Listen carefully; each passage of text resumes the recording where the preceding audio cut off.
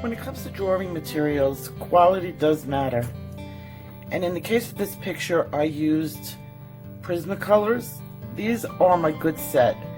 A good Prismacolor set will run in around $70. If you can get them for about $1 a pencil, that's a pretty good price. And it also depends on the set. You can get them on Amazon or Hobby Lobby or Michael's too. When it comes to gel pens, I love the Jewelescent. I know a lot of people who use them too, and we all agree. This pen set, and if I can tilt my camera over to the side, you can see this is the 72 set. What I like about these pens is they're very smooth. The ink flows really nicely onto the paper and they dry fairly quickly. I've never gotten any smudges, any blotches that you can for, like, some pens might be, might do.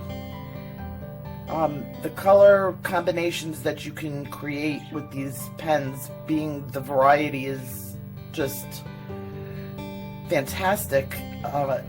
There really isn't any color out there on the market that you can't create either by blending or using just the pen itself. What I love about these pens also is they're very inexpensive. You can get a set of the Jewelescent 72s for under $20 on Amazon. They come in sets of 144 also.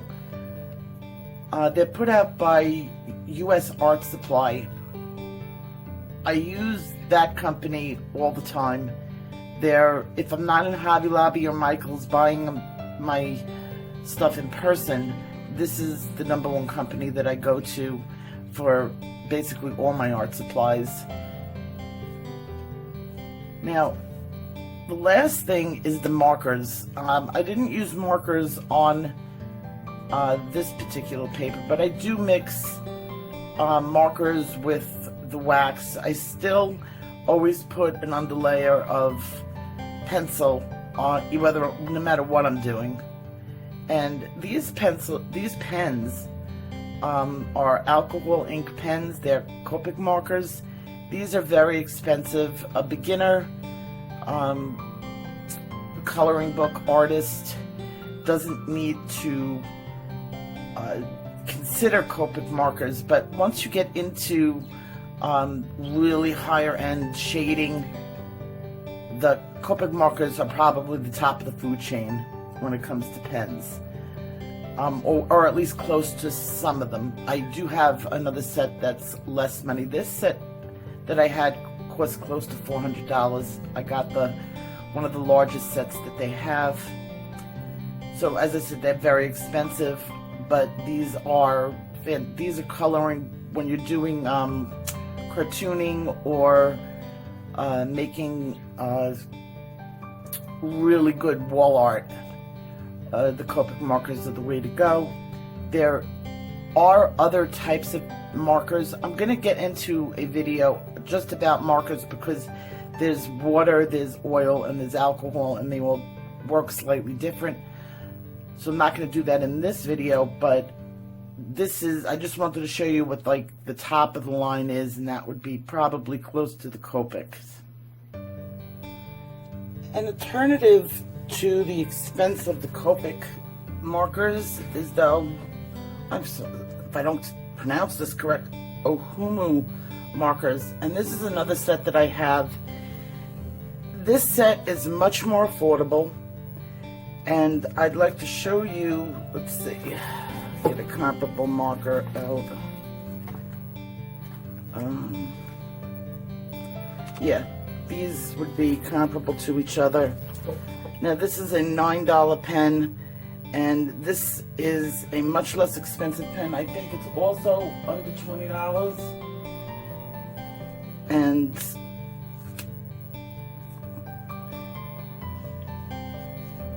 you can see the color saturation.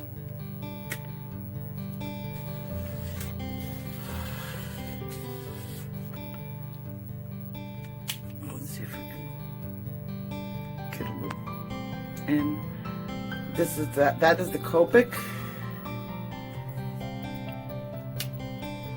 And the less expensive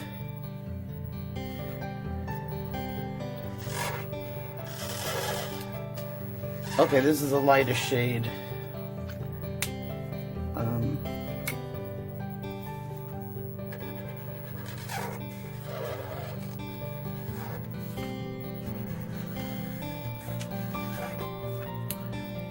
Let me try to find the comparable shade to it.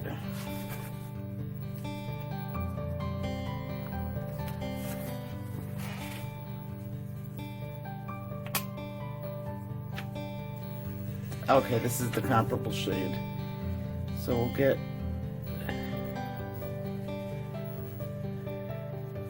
a little bit darker, but the color saturation on it is very similar. So that would be an alternative to the more expensive marker.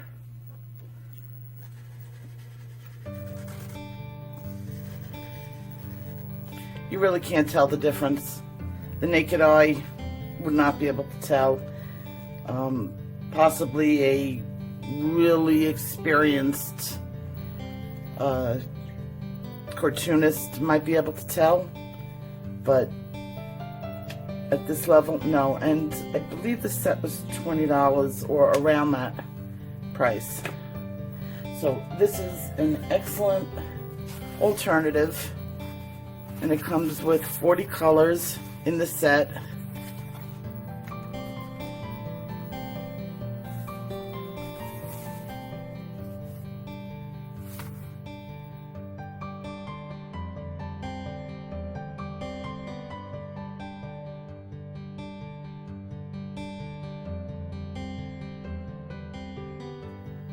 Learning how to make a proper stroke is very important, and it will make a big difference in the way your pictures look.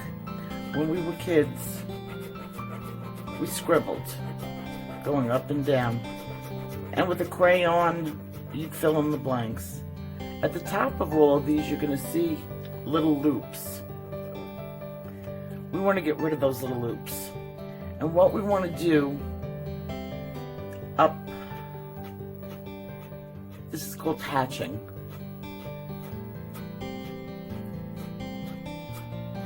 See the difference? You could bring these hatch lines very close together and you'll get a smooth gradient. I'm doing it really quick. Where it's going to make a bigger difference is when you go to a different color. Now I'm going to go to a lighter blue and I'm going to scribble. Just like your kids do. See over here, you're going to have loop after loop. And that's going to really destroy a lot of your pictures.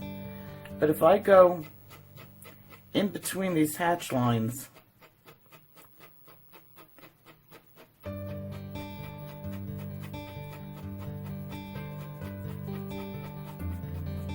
I get a much smoother gradient. See the difference? Now, it would take me a little while to work on this and fill in the ink properly. But you could definitely see the difference in what you're getting over here than over here.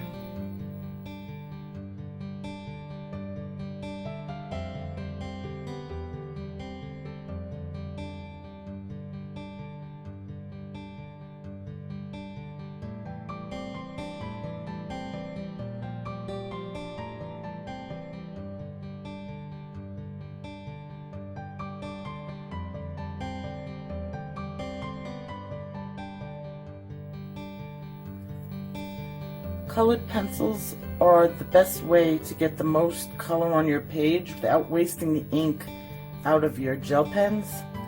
I always put on a waxy layer first. As you can see with the pencil, I'm using the Prismacolor pencils. Then I use the gel pen and I'm able to highlight the area with the gel pen. This will give you a much richer look and eliminate a lot of those white lines you get with just the pure pencil.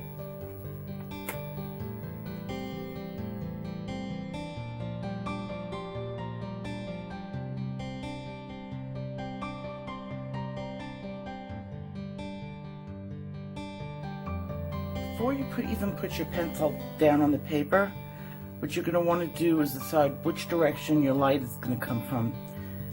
You always want your light to come from the same direction throughout the entire picture. So for beginners, I always suggest using a little bit of painter's tape or art tape. Place it onto the picture, and then you can mark like an X on it. And you always know that your light source will be coming in from the same spot.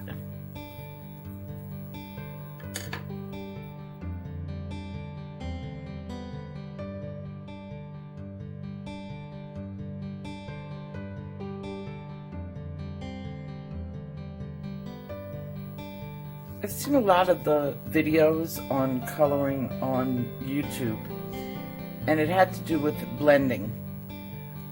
Some of them are really far out there, and I'm not going to call out anybody, or I will suggest not using some of them, such as blending using Vaseline. That will destroy your paper. I don't like to add any water to my paper, but I will show you one technique that I do use for blending, and that's using a blending tool. So here the blending tool is a rolled up piece of cardboard. You can get it at any craft or art supply place. It works really nicely. You're going to put your underlying layer of wax. This will not work with pen alone, but it does work nicely with wax. So I put down my wax. Now I'm going to add in just a pop of lighter color or darker color.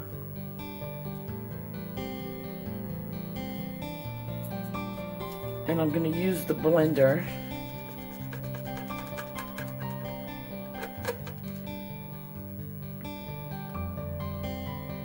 and you can see it gives you a very smooth gradient.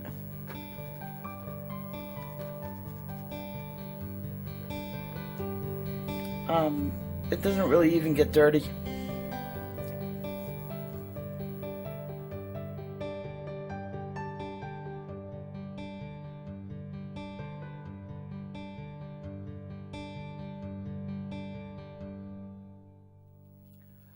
Another tip is to take a piece of paper and place it over the drawing, and when you're coloring, that's what you put your hand on. This will prevent your hand from smudging what's underneath.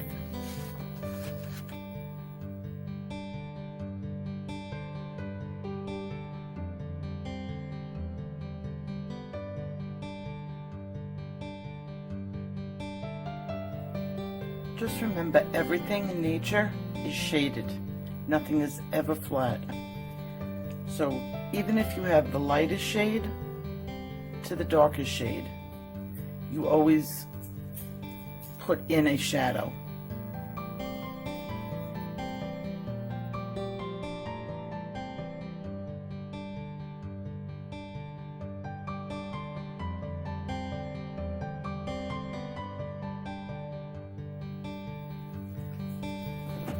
When the boxes are really small, say you have something like this, try grouping them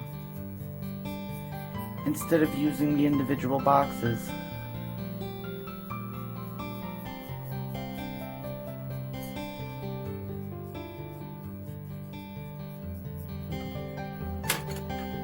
And then shade the larger area.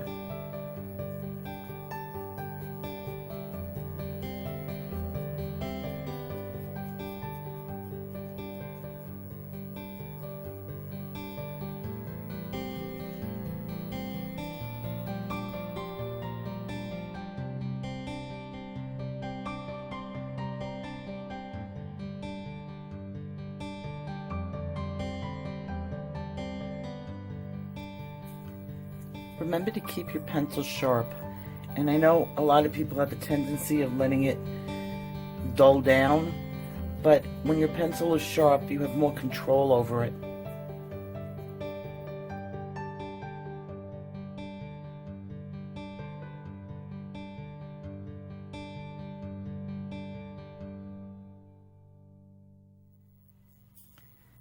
Remember to keep your pencil sharp.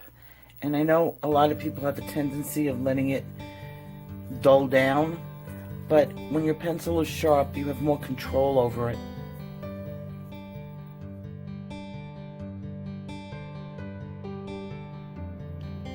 The last thing I want to talk to you about today is what you are drawing on, and that makes a big difference, and the way you sit. Just out of habit, I'm used to a vertical, not a horizontal draw. I use several different things, and this is one of the drawing boards I use, and I just tape the picture up. This fits on your desktop. I got this from US Art Supply, and it's the extra large. It comes with that T-square so that you could do full lines going across your paper. I wrote it down, it's 26 going across by 20 top, and I like the larger size because you can always do larger pictures. You can always do smaller pictures, but you have the option for the large. The wood on it is what you really want, and this is very smooth, so I don't get those lines that you get on the paper. Why you really want to be sitting vertically, first of all, when you're hunched over, and especially if you get really into doing art and you're hunched over, it's going to hurt your back and your neck muscles. When you're doing it in a sitting up position, it's actually more of a workout for your shoulders because you're lifting your arm up. Yeah, it takes a little bit of getting used to because your arm can get tired, but you'll appreciate it at the end of the day.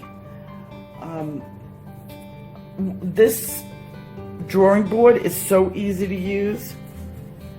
All you do is snap the back. This drawing board is so easy to use. All you do is lift the ledge in the back and it folds down.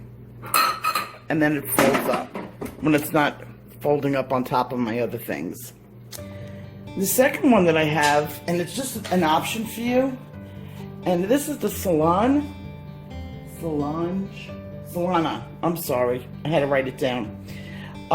It's also from usartsupply.com, and this is for easels, and it's also just as easy to use. It just flips down, and it has a couple of other features.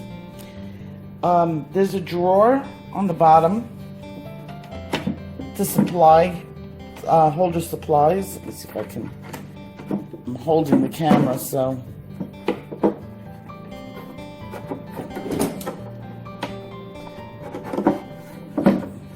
Okay, here it goes. Okay. And then it tilts up. And you can put a board on this easel.